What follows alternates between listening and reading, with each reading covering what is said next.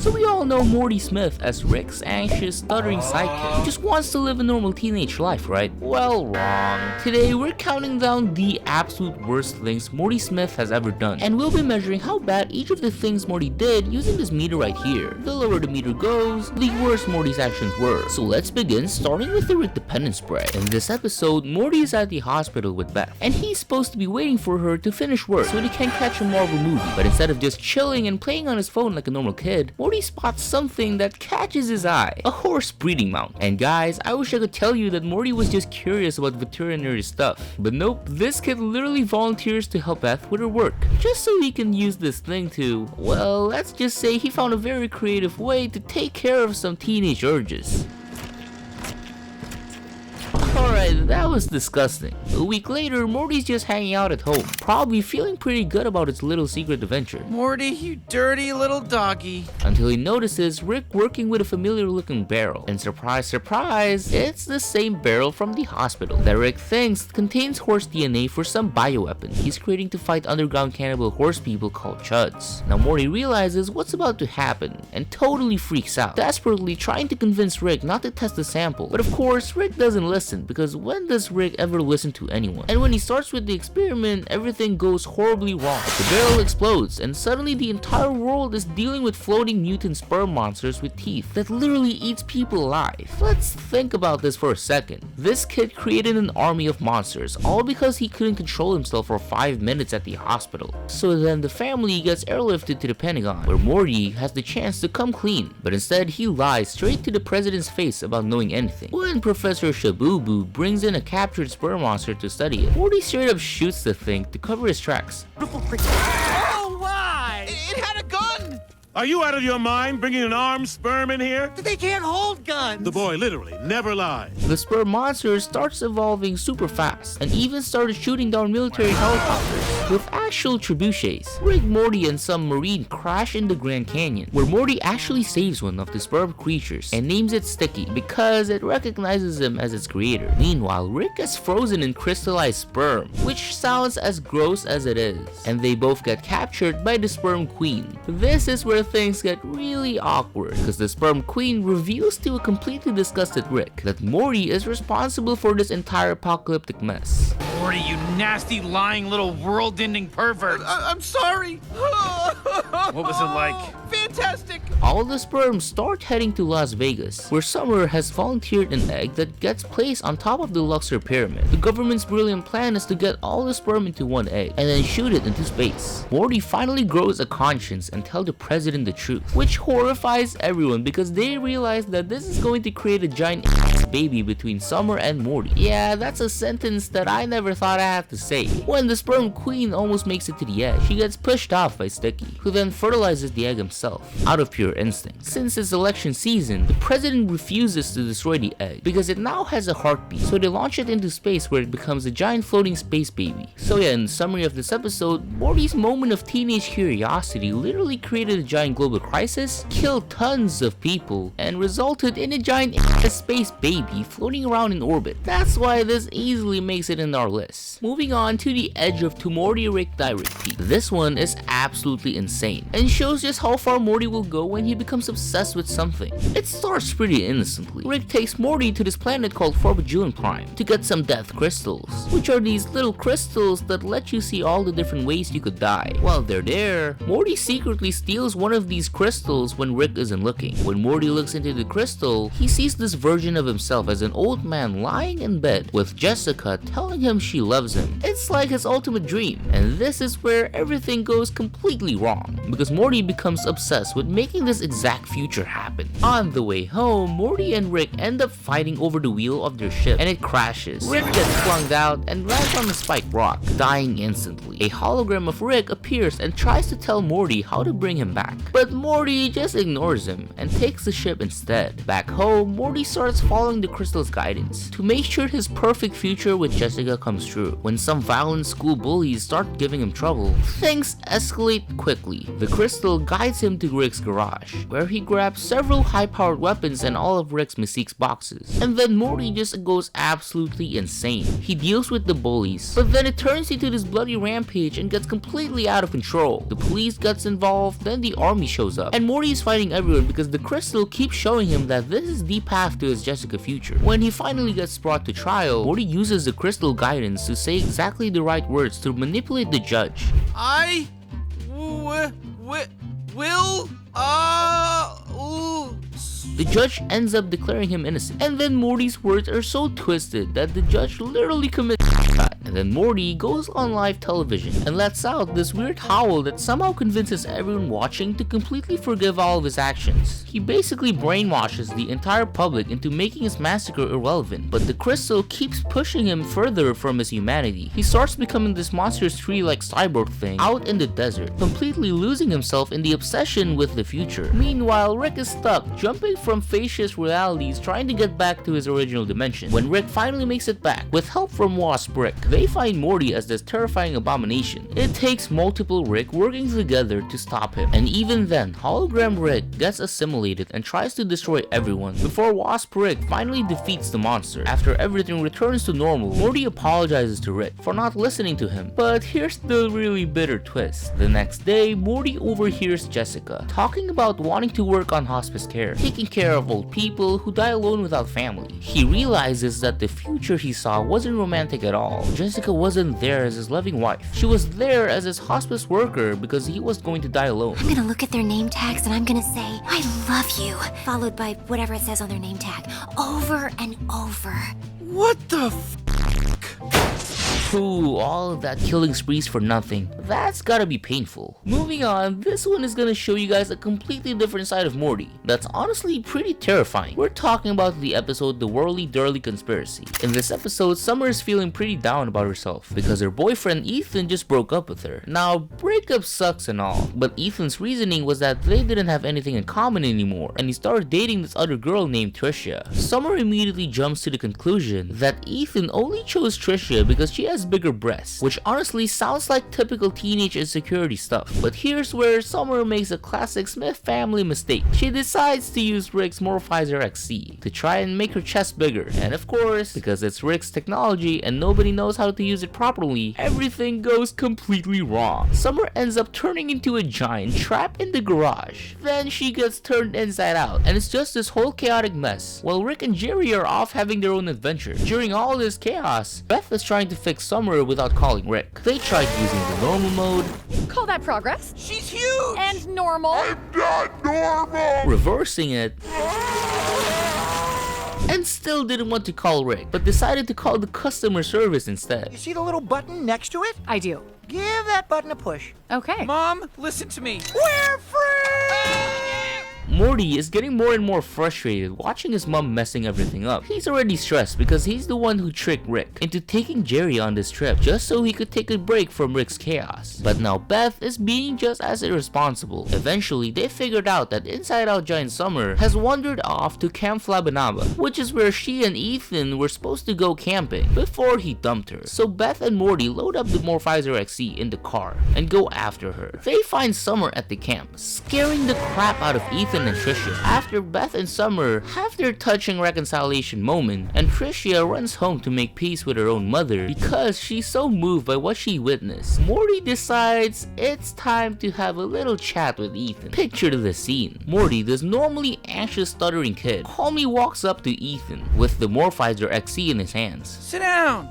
You made my sister cry, Ethan. You messed with her body image. Look, Morty. Shh. Careful, Ethan. Your s'more is burning. Yeah, that's my Morty right there. The scene cuts away as Morty activates the Morphizer XC, but we see the aftermath in the post-credit scene. Ethan comes limping home, and guys, he is absolutely horrific to look at. Morty has grotesquely mutated this kid into some kind of monstrous form, and all because Ethan hurt Summer's feelings by breaking up with her. Morty definitely learned that from his grandpa. But wait, before I continue, if you guys are enjoying this video so far, please don't forget to hit that subscribe button and help us reach our goal of 1,000 subscribers. It will literally mean the world to us. Continuing, this next one is gonna completely shatter your image of innocent little Morty, because we're about to see him turn into an absolute killing machine. In the episode Look Who's Purging Now, Rick and Morty land on this planet that basically has their own version of the purge. It happens only one night a year, where all crimes is legal, including murder. The locals call it the festival, and it's how they supposedly maintain peace the rest of the year. Rick is totally fascinated by this whole setup, but then he sees some really gruesome death that makes him puke. As they were flying away and Rick vomiting out of his window, Morty spots this girl named Arthricia who's in trouble, and he basically blackmails Rick into helping her. Help me save that girl, or I'm telling Mom you brought me here, you little turd. As they land, Rick starts shooting people to protect them, and they let Arthricia wait in their ship. Sounds like typical hero stuff, right? Well, hold on to your hats, because this is where everything goes sideways. Turns out, Arthricia isn't some innocent victim. She's playing the long game. She overpowered Rick, stole Rick's gun and shot him, and then took off with their ship, leaving Rick and Morty stranded on Murder Planet during Murder Night. Not exactly the gratitude they were expecting, but okay, they're in survival mode now. Rick manages to call Summer and Jerry back on Earth to send them some kind of rescue package. Meanwhile, Rick and Morty have to get to this lighthouse to set up a beacon so the package can find them. The lighthouse owner agrees to let them use it, but only if one of them listens to his terrible story. Morty volunteers to listen to this guy's story while Rick sets up the beacon. This lighthouse guy's script is absolutely awful, like painfully bad.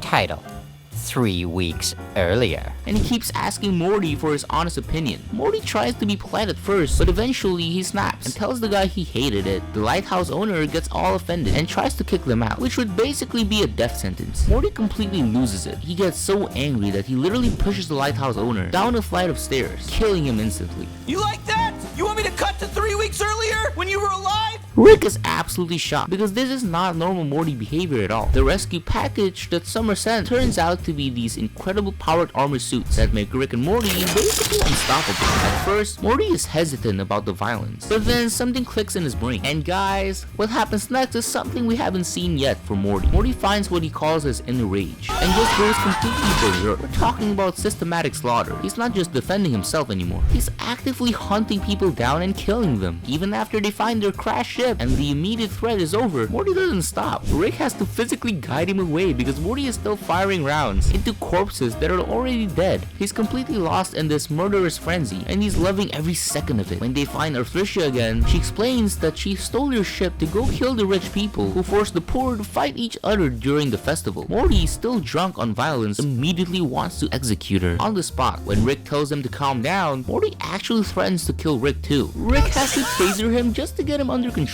Now here's where the tables have turned. At the end of the episode, Rick tells Morty that his violent behavior was caused by eating a candy bar that contained purginol, a chemical that amplifies violent tendencies. But here's the thing, when Rick throws away his own candy bar, we see that it's labeled purginol free. This means that Morty's candy bar that he ate was also purginol free. All that violence, all that joy he took in killing people came from within himself. He wasn't drugged, he wasn't being mind controlled. He just discovered that he really enjoys murdering people when given the chance. That level of natural violence and the pleasure he took in it is honestly one of the most chilling things we've ever seen from his character. So next up, we have the episode Morty's Mind Blowers, where Morty literally ruins an innocent man's life over a smudge on a telescope lens. It all starts with Morty using a telescope in his front yard, and he spots what he thinks is a strange figure on the moon just standing there in a walking pose near the American flag. Now, any normal person would double check their equipment and maybe think, that's weird, and move on with their life. But not Morty. This kid immediately jumps to the wildest conclusion possible and decides he's discovered some kind of moon conspiracy. Then, like some kind of twisted cosmic joke, a guidance counselor named Mr. Lunas starts working at Morty's school, and because this man's name happened to sound like Lunar, Morty's paranoid brain goes into overdrive. He starts stalking this poor guy and follows him home to watch him plant an American flag in his own yard, which is literally just normal patriotic behavior. But here's where it really gets messed up. Morty goes to Principal Vagina and tell him that Mr. Loomis is up to something and lives on the moon. Now, Principal Vagina, being a reasonable adult, doesn't think Morty is actually talking about space travel. He assumes this is some kind of metaphor for inappropriate behavior with students.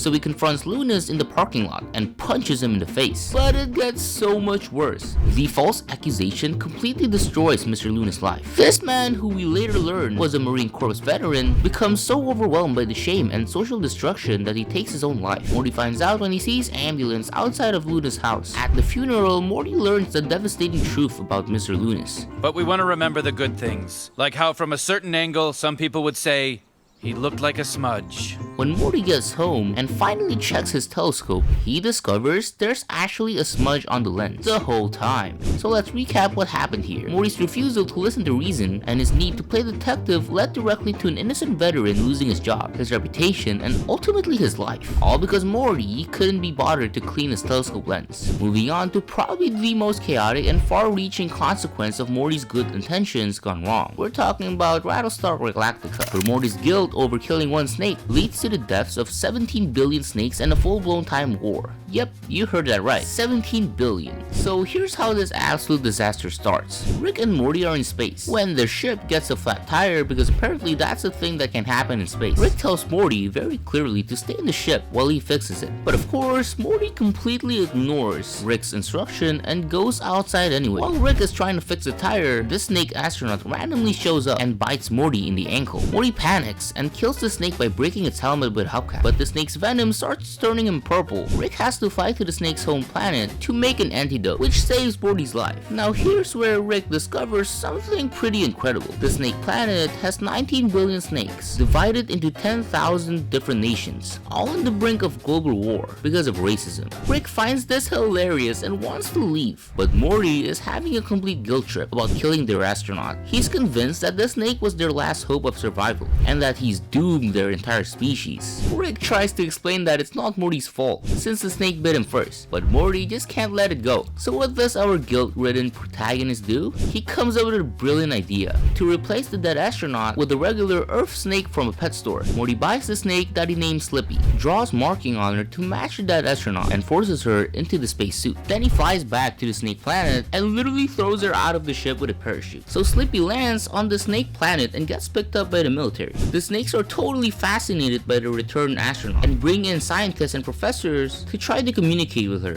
One professor manages to translate her hisses, and this is where it gets really weird for the professor and Slippy. The professor and Slippy end up falling in love and made love while being monitored by snake officials. But here's the thing that Morty completely failed to consider by sending down what the snakes thought was the returned astronaut. He accidentally gave them proof that there was something bigger and scarier throughout the entire universe. Instead of falling into peaceful dark age like they would have after their astronaut died, the snakes now had a reason to unite against a common threat. This unity led to rapid technological advancement, and because Rick and Morty stories always escalate into the most insane level possible, the snakes eventually develop time travel. They start sending time traveling assassins back to kill Morty because in their minds he's the alien threat they need to eliminate. It's complete chaos with weapons and violence everywhere. Rick has to explain to a confused Morty that his attempt to help actually made everything infinitely worse. The situation gets so out of hand that Rick and Morty have to travel to the snake's planet future, where the war has already killed 17 billion snakes. They fight their way through a Terminator-style war between snakes and machines, make it to the snake Pentagon, and find that the snakes are still working on perfecting time travel. In true Rick and Morty fashion, future versions of Rick and Morty shows up with time travel instructions and snake costumes. They leave the instructions at Snake MIT in 1985, hoping the snakes will mess their own timeline, and boy do they ever mess it up. The snakes use the time travel to save Snake Abraham Lincoln, which creates a timeline ruled by Snake's Nazis. Then they try to fix that by going back to kill Snake Hitler, but multiple time travelers shows up with different agendas, leading to a complete temporal chaos. The situation gets so bad that it attracts the attention of the fourth dimensional time police, who solve the problem by going back and killing the first snake to ever use tools, effectively preventing Snake civilization from developing in the first first place. When all the attacking snakes disappear, Rick tears up Morty's adventure cards and tells him there are no more freebies because of what happened. So basically what happened in this episode, because of Morty's refusal to listen to Rick's simple instruction, led to the deaths of 17 billion snakes, a time war, and fourth dimensional intervention. But this one starts because of Morty's good intentions. But still, this is probably one of the worst things that happened because of Morty in the show. Okay, now for our final one, it is absolutely insane because it shows what happens when Morty's romantic desperation combines with Rick's reckless science. That's right, it's the episode Rick Potion number 9. So it all starts with Morty being completely obsessed with Jessica, but being too shy to actually talk to her. With the flu season dance coming up, Morty goes to Jerry for advice about girls. Now, Jerry starts telling the sweet story about he fell for Beth when they were teenagers, which sounds romantic, until Rick walks in and brutally reminds everyone that Jerry's romantic story resulted in teen pregnancy and a marriage that's hanging on by a thread. But here's where Morty makes his first major mistake. Instead of just accepting that talking to girls is scary and maybe working on his confidence like a normal person, Morty goes to Rick and asks for a love potion to make Jessica like him. Think about what he's actually asking for here. Morty wants to chemically alter someone's brain to force them to have feelings for him. Rick even calls it out. But does Morty back down? Nope. Rick creates this serum based on Vole DNA because Voles mate for life and gives it to Morty with one tiny warning. Hey, there's no dangers or anything or side effects, right? Whoa, what am I, a hack? Go nuts, Morty. It's foolproof. Unless she has the flu. At the dance, Morty uses a serum on Jessica, and it seems to work perfectly. Her pupils dilate, and she's suddenly all over him. But then Jessica starts sneezing, and this is where everything goes completely sideways. The serum piggybacks onto the flu virus and becomes airborne, infecting Brad first, who immediately starts making love advances on Morty. Soon the serum spreads through the fruit punch and air vents. Jessica starts aggressively demanding that Morty make love with her right there in front of the entire school. And when Morty looks around, every single person has dilated pupils, and they're all staring at him with pure lust. The whole school starts swarming Morty, violently fighting each other to get him. This kid's romantic fantasy has turned into an absolute nightmare, where he's being hunted by teenagers and faculty members. Rick shows up and explains that he's created an antidote using praying mantis DNA, which he claims is the opposite of Voles. But when they release this antidote, things get even worse. Now everyone grows mantis features, and not only do they still want to mate with Morty, but they also want to behead him and eat him afterward. And here's the kicker. This mantis love virus spreads to the entire Earth. The whole planet is now infected with mutant people. So Rick tries one more time to fix things by mixing DNA from koalas, rattlesnakes, chimpanzees, cactus, golden retrievers, sharks, and dinosaurs into some kind of super antidote. When Morty questions this random mixture, Rick just gets angry and defensive. But Morty, tired of Rick's arrogance, releases the serum himself. This final attempt turns everyone into grotesque, disfigured blobs that Rick calls Cronenbergs. The entire world is now overrun with these horrible monsters, and Jerry, Beth, and Summer are fighting for their lives in this apocalyptic wasteland. So with all of this happening, Rick's solution isn't to fix the world, it's to abandon it completely. He takes Morty to a dimension where their alternate selves successfully created an antidote, but then died in an explosion. They literally step over their own dead bodies and take their place, leaving the original Smith family to survive in Cronenberg world. The episode ends with Morty burying his own corpse in the backyard, completely traumatized by everything that's happened. So let's summarize this episode real quick. Morty's desire to force Jessica to like him resulted in the complete destruction of his home dimension, the transformation of billions of people into monsters, and him abandoning his family to die in the apocalyptic wasteland. Although this isn't Morty's fault entirely, but still, this is probably one of the worst, if not the worst thing he's ever done in the show. Anyways guys, that's all for today's video. If you enjoyed it, don't forget to subscribe to our channel and help us reach 1,000 subscribers. We're so close to hit it. Click here to watch some more Rick and Morty videos. Until then, I'll see you guys next time in the next Rick and Morty video.